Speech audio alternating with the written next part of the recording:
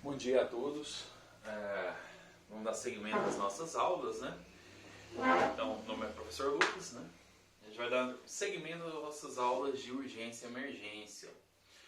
Semana passada, nós paramos falando um pouquinho sobre o que é uma urgência e emergência, sobre o que é o suporte básico de vida, o que é uma parada cardiorrespiratória, né? Só para relembrar, nós citamos que a diferença principal entre uma urgência e uma emergência, sempre lembrar das vogais A, E, I, O, U. Quem vem antes? O E ou o U? O E, não é? Então, emergência são situações de risco eminente de vida que o paciente pode sofrer tanto por trauma quanto por patologias e que, se não atendida de forma imediata, então a emergência imediata, o paciente vai desenvolver o óbito. Tá? A urgência são condições graves também, pode ser trauma também, só que é um pouco menos comum, tá? Mas pode ser trauma ou uma patologia que coloque em risco a vida do paciente, que, se não tratada em até 24, algumas literaturas falam até 48 horas, pode desenvolver para uma emergência ou até mesmo para o óbito. Tá? Normalmente são situações que demandam intervenções cirúrgicas, mas nem sempre, tá? Mas normalmente são. E o que acontece? Nós vimos também que a parada cardiorrespiratória, ela é aquilo que de mais grave pode acontecer com o nosso paciente. Tá? Então, não tem nenhuma emergência mais grave que parada cardiorrespiratória. Nem AVC, nem infarto, nem nada, nem tiro, nada. Por quê? Porque todas essas patologias ou traumas que eu citei, elas têm como o fim, digamos assim, como a evolução da própria patologia ou da própria doença, a parada cardiorrespiratória. Né? Então, situações graves de risco eminente de vida para o paciente, elas tendem a evoluir, se não tratadas adequadamente ou quando elas são muito graves, tendem a evoluir para uma parada cardiorrespiratória. Né? E afinal de contas, o que é essa parada cardiorrespiratória que a gente tanto fala? Parada cardiorrespiratória é quando nós temos um evento em que o coração e os movimentos respiratórios cessam, param, né? Então eu não tenho nem batimento cardíaco e nem movimento respiratório. Consequentemente, o paciente fica inconsciente. Então, como é que eu identifico uma parada cardíaca, uma parada cardiorrespiratória, uma PCR? Né? Eu vou identificar através de três sinais, tá? São eles: ausência de pulso central. A ausência de pulso central indica que o nosso coração está parado, tá? Ausência de movimentos respiratórios, o que indica que o nosso sistema respiratório também está parado. E ausência de consciência, ou então inconsciência, né? Então, se eu tenho essas três coisas, nunca pode faltar uma delas, tá? Então, se eu tenho essas três coisas, eu tenho o diagnóstico de uma parada cardiorrespiratória.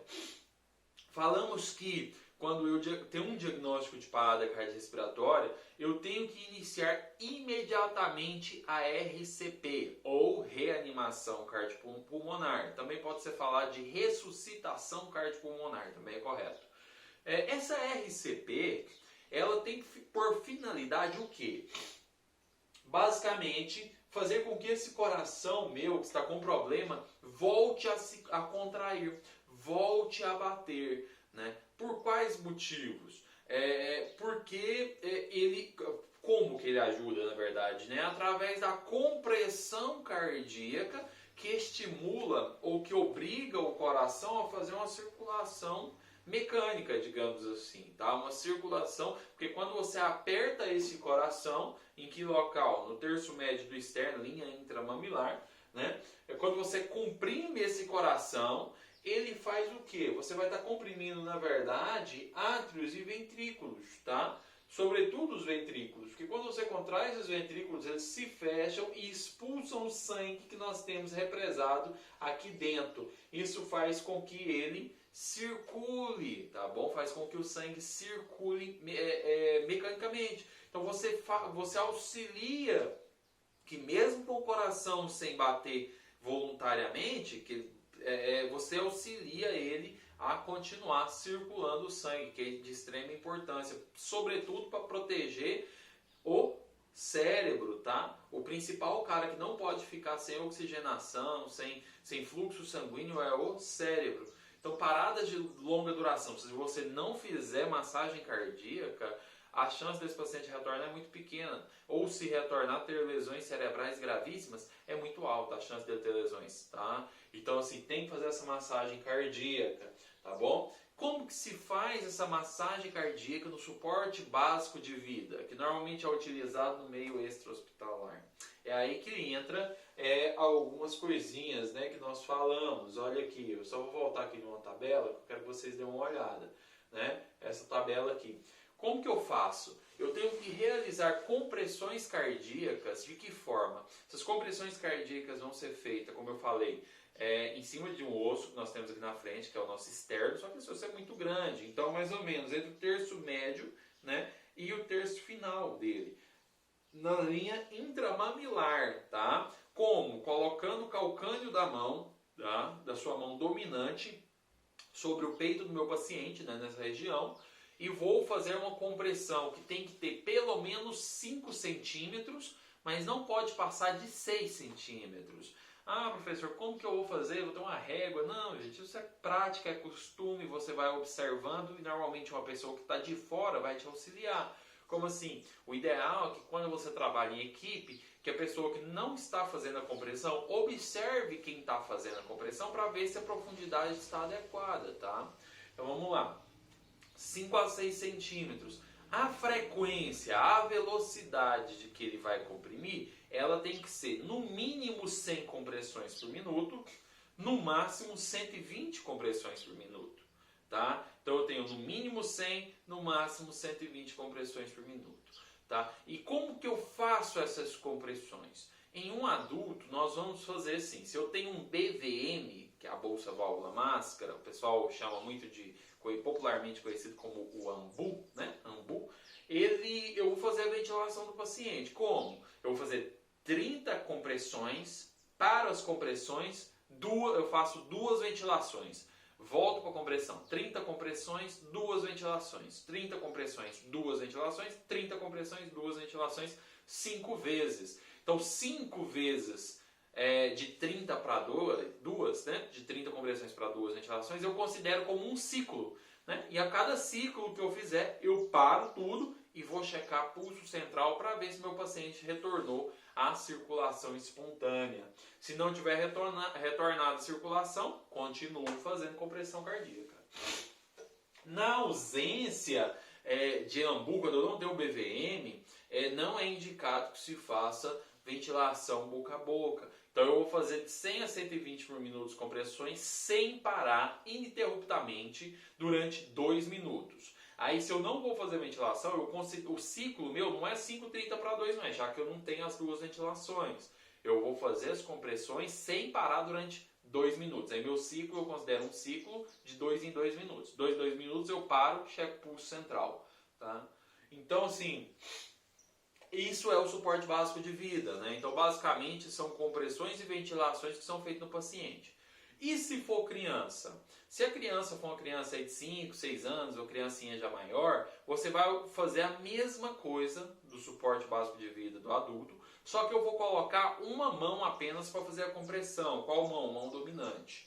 Tá? Então, se você é destro, coloca a mão direita, se você é canhoto, coloca a mão esquerda sobre o paciente. Outra coisa que muda... aqui não tá, mas na apostila tem. Outra coisa que muda é que na criança eu vou fazer 30 compressões para 2 ventilações quando eu tiver um socorrista. Quando eu tiver 2 socorristas, nós vamos trabalhar com 15 compressões para 2 ventilações. 15 compressões, 2 ventilações. Só que eu não gosto que vocês decorem nada. Por que criança... Né? Tanto criança de 5 anos, 3 anos, 2 anos, 1 ano, bebezinho de colo, só que o bebê de colo, a minha compressão muda. Ou ela é com 2 dedos, ou ela é segurando a criança assim, fazendo com os polegares. Tá? E a criancinha de colo, cerca de 4 centímetros de profundidade, 4 a 5. Mas eu estava falando para vocês. Por que essas crianças... eu faço 15 compressões para 2 ventilações quando eu tenho 2 socorristas? Eu vou explicar para vocês. Eu faço assim porque a maioria das paradas cardiorrespiratórias em crianças, elas têm origem em obstrução mecânica de via aérea, ou seja, ela tem origem na criança engasgada, tá? Sinal clássico, tá? Né? Fica procurando ar com a mão no pescoço. Então a parada cardiorrespiratória infantil, a maioria disparado, ela se deve porque as crianças engolem algum objeto, broncoaspiram algum objeto, né? Uma moeda, brinquedos, próprio alimento, né? E leite materno, e acabam tendo uma parada cardiorrespiratória. Então isso é um dos motivos. O outro motivo é porque a criança tem uma demanda por oxigênio maior do que o adulto. Né? Por quê? Porque o metabolismo dela funciona mais rápido, mais acelerado. Então isso faz com que a gente dê prioridade na criança para ventilações. Então eu faço 15 compressões e 2 ventilações. Se eu tiver 2 socorristas. Se eu tiver só um socorrista, no bebê e na criança um pouquinho maior, eu faço 30 para 2. Tá? Velocidade, a mesma. Local, o mesmo. Terço médio externo. Tá? Então esse é o nosso suporte básico de vida, que nós falamos na aula passada. Agora vamos lá, dando continuidade então. Eu parei na aula passada explicando para vocês como que é o funcionamento cardíaco, não é? Então eu preciso que vocês entendam muito bem esse funcionamento cardíaco antes da gente entrar no suporte avançado de vida. Por quê? Porque se você não entende o suporte básico de vida e não entende a função cardíaca corretamente, você não consegue entender o porquê que nós temos ritmos de parada cardiorrespiratórias diferentes. Tá? Então vamos lá? Primeira coisa, desenhe no seu caderno um coração. Rápido, tá? Pode fazer uma bola assim, faz um X no meio. Então você tem 4 câmaras, né? 1, 2, 3, 4. Sempre falo para vocês não esquecerem, tá? Ó, 4, 1, 2, 3, 4, esse aqui é o nosso coração. Embaixo nós temos um Vzinho, não é? Ventrículos. Em cima nós temos um Azinho, são os átrios. Então, em cima, átrios, embaixo, ventrículos, tá? O que é a função de cada um? O átrio, ele tem a função de receber o sangue, tá? O átrio direito, ele recebe sangue do corpo inteiro. O átrio esquerdo recebe sangue do pulmão, tá? Então, vamos lá. E que tem? Aqui tem uma válvula, né, que segura o sangue nos átrios. Aí, quando o átrio contrai, essa válvula abre e deixa o sangue passar para o ventrículo. Como que isso se dá?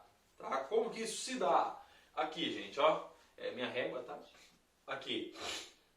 O átrio recebe sangue, né? Sangue entra aqui, ó. Sangue, no caso aqui, átrio esquerdo. Então, o sangue está vindo da veia pulmonar, tá? Veio aqui, veia pulmonar esquerda, veia pulmonar direita, assim, e cai aqui dentro do nosso átrio esquerdo. Esse átrio esquerdo se enche de sangue. Quando ele enche de sangue, ele contrai e joga o sangue para baixo, para os ventrículos. Para o átrio conseguir jogar esse sangue para os ventrículos, o ventrículo tem que estar relaxado. Ele tem que estar tranquilão para ele receber o sangue. Então o átrio contrai primeiro, mas o ventrículo tem que estar relaxado na hora que o átrio contrai. Senão ele não recebe sangue. Se ele tiver contraído, fechadinho, o átrio não consegue jogar o seu sangue para dentro do ventrículo. Tá? Então, gente, o átrio recebe o sangue, contrai e joga o sangue no ventrículo. O ventrículo, na hora que ele se enche, o átrio começa a relaxar e o ventrículo começa a contrair. Tá? Então aqui nós temos que átrios e ventrículos não batem simultaneamente. O átrio bate primeiro, joga sangue no ventrículo, depois o ventrículo bate. Quando o ventrículo contrair, ele joga sangue para onde? O ventrículo direito joga sangue para o pulmão, o ventrículo esquerdo joga sangue para a nossa aorta, tá? Que vai para o corpo inteiro, tá bom? Então é assim que é a parte mecânica do coração. A parte mecânica, quando eu falo assim para vocês, parte mecânica, eu estou falando dessa parte do músculo cardíaco, tá? Dessa parte de contração do cardíaco. Então lembrar sempre que átrio recebe como que é? O lado esquerdo do coração é responsável pela grande circulação, leva sangue para o corpo inteiro. Lado direito pela pequena circulação ou circulação pulmonar, ok? Então vamos ficar por aqui no primeiro vídeo, já já a gente joga o segundo vídeo aí para vocês, beleza?